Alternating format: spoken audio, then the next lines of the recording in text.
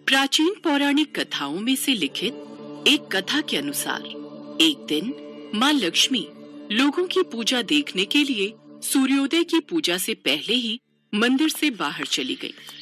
वे चांडाल जाति की एक महिला श्रेया की दिव्य पूजा की तैयारियों और अलौकिक भक्ति भावना को देखकर आश्चर्यचकित रह गई और वे उसके सामने प्रकट हुई तथा उस महिला को 1 लाख गाय, संतान सुख, धन वैभव तथा लंबी आयु का वरदान देती हैं। चांडाल नामक एक समुदाय जो शवों को ठिकाने लगाकर अपना जीवन यापन करता था, सबसे अधिक बहिष्कृत समुदाय था।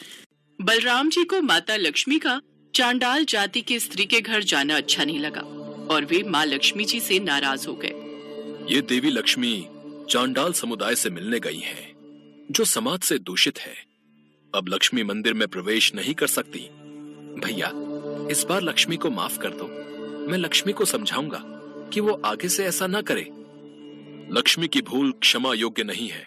अगर तुमने लक्ष्मी को मंदिर में प्रवेश करने दिया तो मैं मंदिर छोड़कर चला जाऊंगा।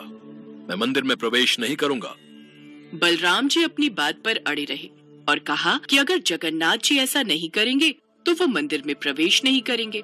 जगन्नाथ जी अपने भाई के बहुत आज्ञाकारी थे, इसलिए उन्होंने लक्ष्मी को बुलाया और बताया कि बलराम के आदेश के अनुसार उन्हें मंदिर में जाने की अनुमति नहीं है। लक्ष्मी, बलराम भैया तुम पर बहुत क्रोधित हैं क्योंकि तुम चांडाल समुदाय के लोगों से मिलकर आई हो। इसलिए वो चाहते हैं कि तुम मंदिर में प्रवेश न करो, अन्यथा वो मंदिर में प्रवेश नहीं करेंगे। स्वामी, आपके ऐसे शब्दों से मुझे बहुत दुख पहुंचा है। विवाह के समय आपने पिताश्री से वादा किया था कि आप मेरे अपराधों को क्षमा कर देंगे और फिर ये कोई पाप या अपराध नहीं है, फिर भी मेरे साथ ऐसा व्यवहार किया जा रहा है। आप मेरा अपमान कर रहे हैं। मैंने अपने भक्तों पर दया की है, उनके दुखों को दूर किया है। यह मेरा अपराध नहीं है। मेरे लिए मेरे सभी भक्त बराबर हैं।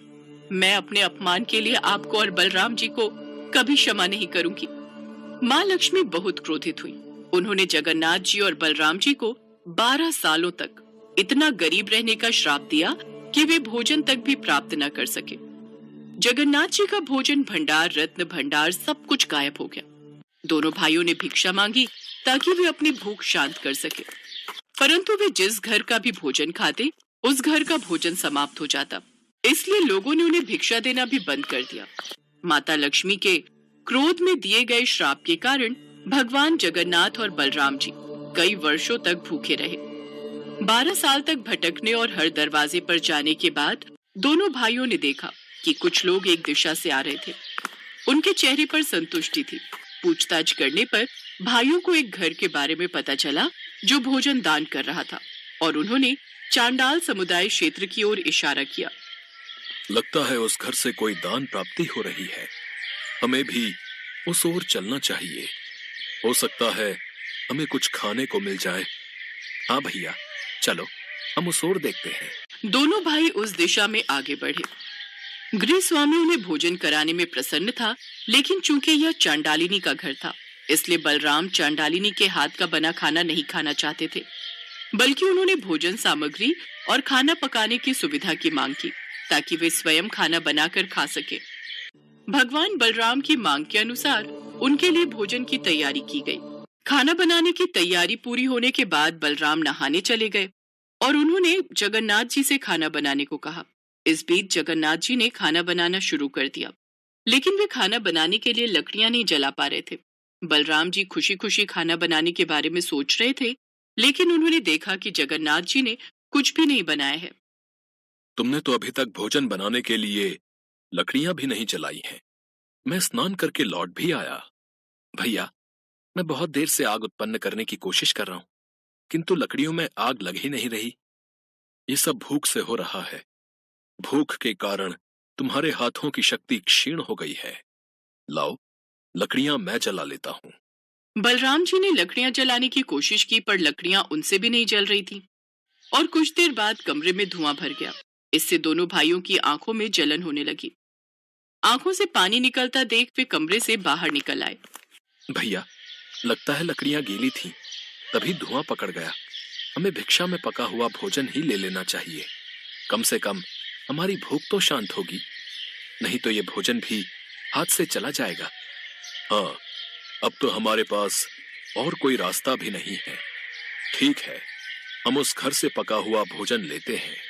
तब भगवान जगन्नाथ और भगवान बलराम ने घर के मालिक से पका हुआ भोजन मांगा। घर के मालिक ने सहमति जताई और नौकरों से उन्हें भोजन परोसने को कहा। जब उन्होंने खाना शुरू किया तो उन्हें यह बहुत स्वादिष्ट लगा। वास्तव में उन्हें भोजन वैसा ही लगा जैसा माता लक्ष्मी मंदिर में पकाती थी। भगवान जगन्नाथ और बलराम को एहसास हुआ कि यह लक्ष्मी जी ही हैं जो इस घर के भीतर निवास करती हैं। हमें लक्ष्मी से क्षमा मांगनी चाहिए। हमने लक्ष्मी के साथ बहुत गलत किया। आप ठीक कह रहे हो भैया, हम लक्ष्मी से क्षमा मांगेंगे। बलराम जी और जगन्नाथ जी को भोजन उसी घर से प्राप्त हुआ जिस घर को उन्होंने दूषित कहा था। आज उसी घर में उनकी 12 वर्षों की भूख मिटी थी। बलराम जी और जगन्नाथ जी दोनों को अपनी भूल का एहसास हुआ। वे लक्ष्मी जी के पास गए और उनसे क्षमा मांगी तथा उन्हें मंदिर ले आए। वास्तव में यह सब लीला जगन्नाथ जी, बलराम जी और लक्ष्मी जी के द्वारा रची गई थी। इस पूरी घटना के द्वारा वे तीनों मानव जाति को यह संदेश देना चाहते थे कि भगवान के लिए कोई भी जाति ऊंची नीची नहीं होती।